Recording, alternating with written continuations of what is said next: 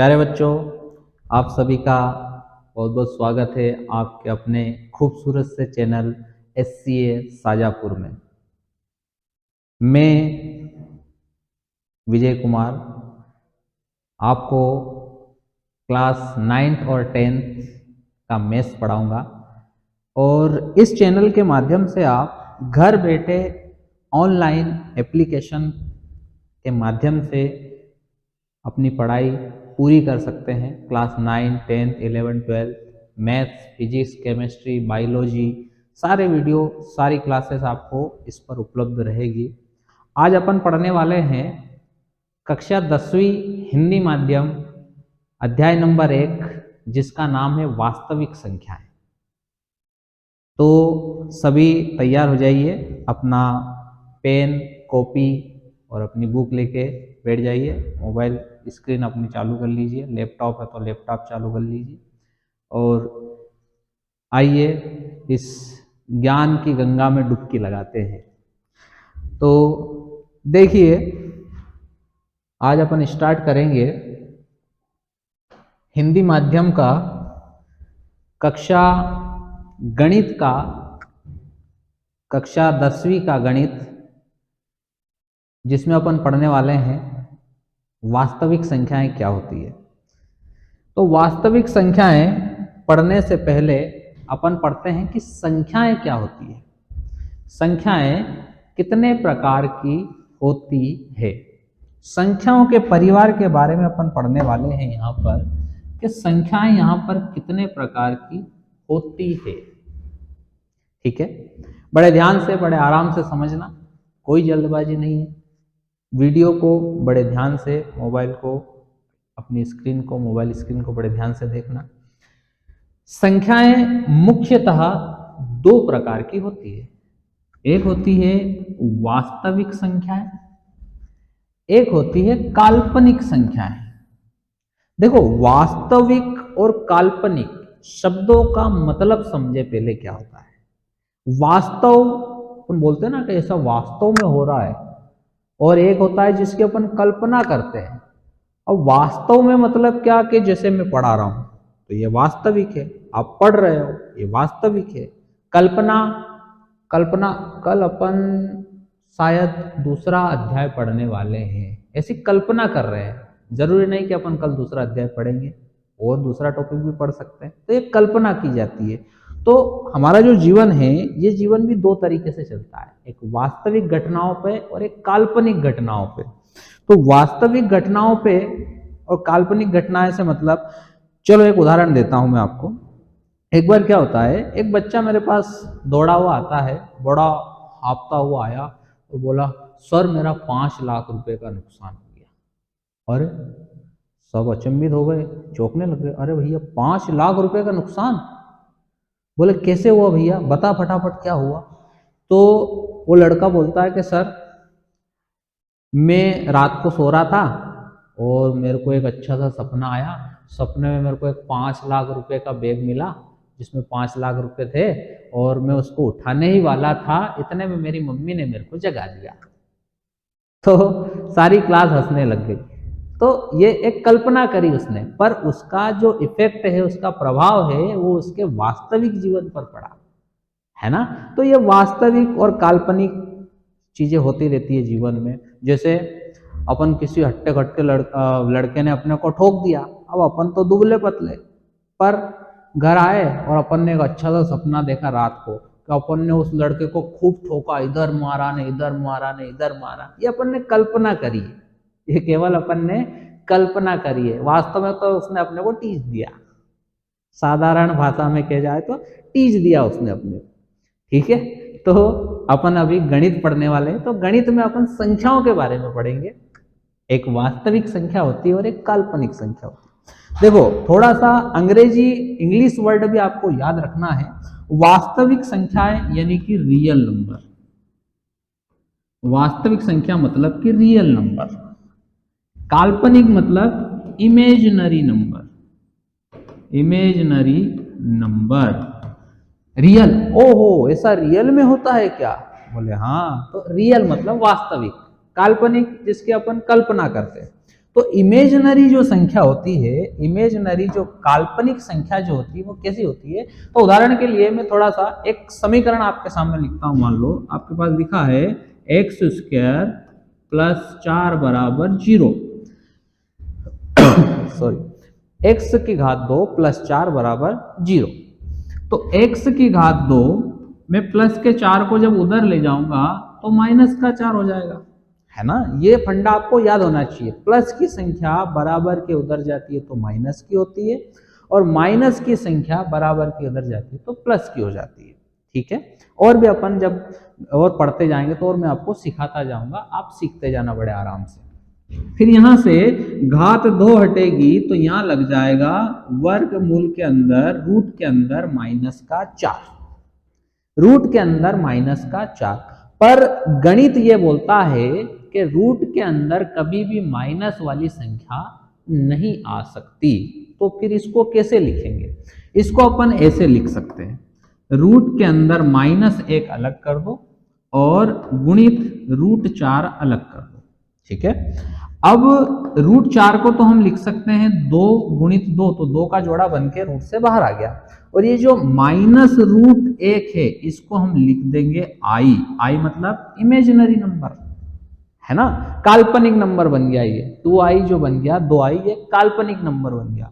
5 लाख रुपए का नुकसान हुआ तो 5i ये काल्पनिक बन गया। यही बात समझ में? ठीक है, तो ये होता है काल्पनिक संख्या है। तो काल्पनिक संख्याओं का इतिहास इतना ही।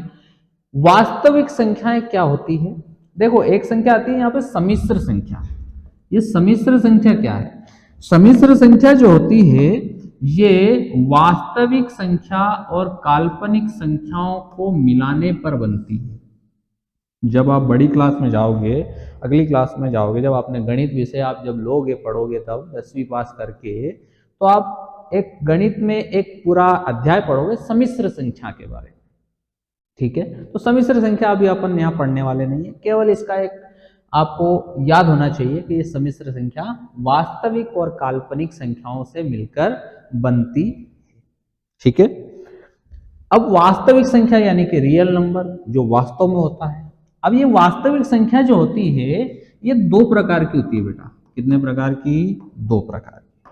कौन कौन सी? एक होती है परिमेय संख्या, एक होती है अपरिमेय संख्या। सुना ही होगा आपने, 9वीं में भी पढ़ा होगा परिमेय संख्या और अपरिमेय संख्या। नहीं पढ़ा तो कोई दिक्कत नहीं, पढ़ा तो अच्छी बात है, नहीं पढ़ा तो कोई दिक्कत नहीं, यहाँ पढ़ लेना, 10वीं में पढ़ लेना, कोई प्रॉब्लम नहीं है। तो परिमेय संख्या क्या होती है? देखो, परिमेय संख्या को इंग्लिश में बोला जाता है रेशनल नंबर। इसको क्या बोला जाता है? Rational number. और इसको बोला जाता है irrational number. Irrational number, English word भी आपको थोड़ा थोड़ा याद रखना है।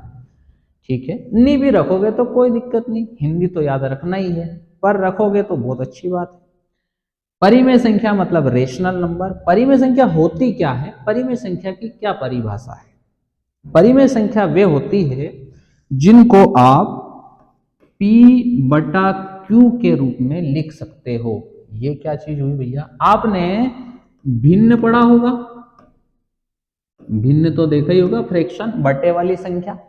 ये बटे वाली संख्या 2 चीजों से मिलकर बनती है, एक अंश और एक हर। ऊपर वाले को अंश बोला जाता है, नीचे वाले को हर बोला जाता है। तो यहां पर ऐसी संख्या है जिनको अंश बटे हर P/Q के रूप में लिख सकते हैं, पर यहां पर ये जो हर है, ये जो Q है, ये बराबर 0 नहीं आना चाहिए, ऐसा नियम बनता है।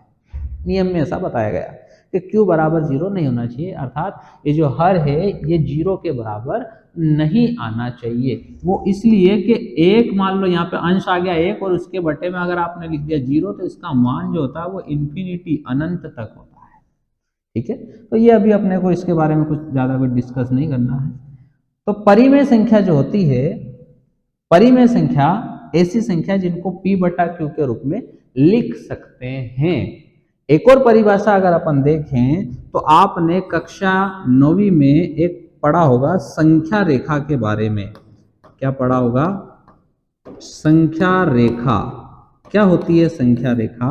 यहां पर होता है 0, इधर जाते हैं तो सारा प्लस, 2 3 4 5 सारी संख्या प्लस में रहती है, धनात्मक संख्या रहती है अनंत तक, इसको अनंत इन्फिनिटी बोला जाता है। इधर आते हैं तो सारी संख्या माइनस में रहती है, -1 -2 -3, तो माइनस इन्फिनिटी तक। ऐसी संख्या जिसको इस संख्या रेखा पर अपन बता सकते हैं डायरेक्टली, उसको बोला जाता है परिमेय संख्या। ठीक है, तो ये संख्या रेखा आपने पढ़ी होगी 9th में। और अपरिमेय संख्या क्या होती है? अपरिमेय संख्या इसका विपरीत हो गया। ऐसी संख्या है जिनको हम p/q के रूप में नहीं लिख सकते, और उसको अपरिमेय संख्या को संख्या रेखा पर आप ऐसे डायरेक्टली प्रदर्शित नहीं कर सकते। कक्षा 9वीं में आपने √2 √3 को संख्या रेखा पर प्रदर्शित करना भी सीखा होगा। तो अपरिमेय संख्या कौन कौन सी हो गई? जैसे कि उदाहरण के लिए पाई का मान होता है 3.14 से डैश डैश डैश डैश, इतना तक आगे तक रहता है दशमलव के बाद, कि हमारा ये जो हॉल है, ये जो कमरा है, ये पूरा भी भरा जाए तो भी उसका दशमलव शांत नहीं होता है। ठीक है, फिर एक होता है ऐसी संख्या है जिनका दशमलव अशांत रहता है, जैसे 0.666 डैश डैश डैश, तो इसको अपन ऐसा लिख सकते हैं 0.6 के ऊपर बार, उसको आप ऐसा लिख सकते हो। अब ये शांत और अशांत यहाँ पर बात आ रही है, एक होता है शांत और एक होता है अशांत। तो शांत संख्या क्या होती है और अशांत क्या होती है, ये अपन अगली क्लास में पढ़ेंगे, जब अपन इस चैप्टर को आगे बढ़ाएंगे तब। अब अपरिमेय संख्या एक तो हो गई, पाई हो गया, 0.666, और भी ऐसी बहुत सारी संख्या है जिनका दशमलव अशांत रहता है, जैसे √2 भी एक अपरिमेय संख्या है, √3 एक अपरिमेय संख्या है, √5 एक अपरिमेय संख्या है, √7, ऐसी संख्याएं अपरिमेय होती है। ठीक है, जैसे बोला सर √4 है कि नहीं अपरिमेय संख्या? तो भैया देखो, √4 को आप लिख सकते हो रूट के अंदर 2 × 2, तो 2 का जोड़ा बन के बाहर आ गया, तो √4 को तो आपने 2 लिख दिया, और 2 कैसा है? 2 एक परिमेय संख्या है, इसलिए ये अपरिमेय संख्या की गिनती में नहीं आता है। आ गई बात समझ में? तो अपरिमेय संख्या ये होती है। परिमेय संख्या जो होती है, परिमेय संख्या 3 प्रकार की होती है। कौन कौन सी 3 प्रकार की?